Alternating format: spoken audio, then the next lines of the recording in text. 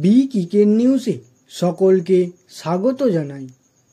আজকের ভিডিওতে জানাবো আইপিএল 2024-এ সত্যিই কি দিল্লি ক্যাপিটালস বা গুজরাট টাইটান্সে যাচ্ছেন রোহিত শর্মা? আবার কবে থেকে খুলবে আইপিএল 2024-এর ট্রেড উইন্ডো?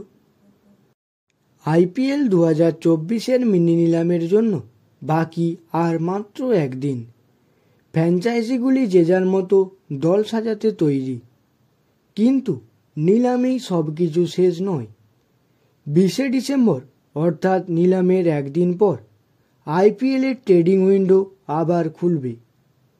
ট্রেডিং উইন্ডো খোলা থাকবে আইপিএল শুরু হওয়ার এক মাস আগে পর্যন্ত।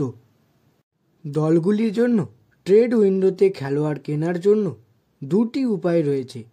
হয় নগদে পুরো খেলোয়াড়দের মূল্য পরিশোধ করতে হবে, বা অন্য খেলোয়াড়দের সাথে খেলোয়াড়ের অদল বদল করতে হবে।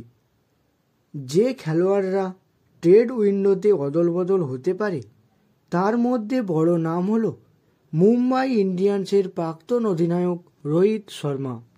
মুম্বাই ইন্ডিয়ান্স ক্রিকেট বিশ্বকে চমক দিয়েছিল যখন তারা ঘোষণা করেছিল যে হার্দিক পান্ডিয়া 2024 আইপিএলে মুম্বাই ইন্ডিয়ান্সের ক্যাপ্টেন। রোহিত শর্মার ক্যাপ্টেন্সি চলে যাওয়ায় তাকে দলে চাইছে অনেক ফ্র্যাঞ্চাইজি, যেমন দিল্লি ক্যাপিটালস।